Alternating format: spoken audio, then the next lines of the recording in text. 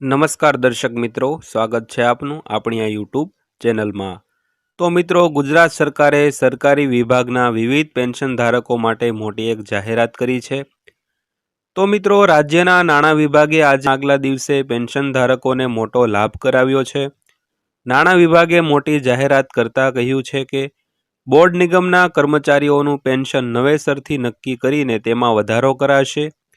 આ ઉપરાંત 30 જૂનના રોજ વયમર્યાદા નિવૃત્ત થતા કિસ્સાઓમાં વધારો આપવાનો નિર્ણય એક મહત્વપૂર્ણ નિર્ણય કરવામાં આવ્યો છે।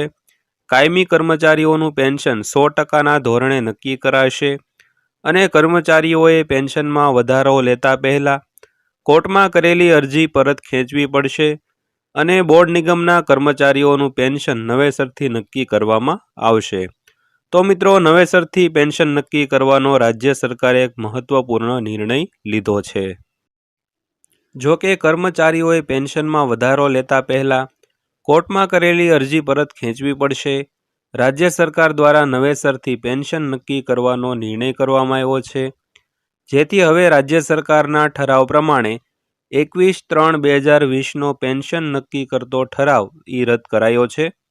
આ તરફ હવે કાયમી પેન્શન 100%ના ધોરણે ફરી નક્કી કરવામાં આવશે, જેથી હવે કર્મચારીઓના પેન્શનમાં વધારો થશે। તેમજ રાજ્યના નાણાં વિભાગનો એક મહત્વપૂર્ણ નિર્ણય કરવામાં આવ્યો છે। વાત જાણે એમ છે કે 30 જૂને વયમર્યાદા નિવૃત્ત થતા કિસ્સામાં વધારો આપવામાં આવશે। મહત્વનું છે કે સુપ્રીમ કોર્ટના આદેશને પગલે રાજ્ય સરકારે આ નિર્ણય લીધો છે। નોંધનીય છે કે 1 જાન્યુઆરી 2006થી 31 ડિસેમ્બર 2022 સુધી નિવૃત્ત થયેલાને આ લાભ મળશે।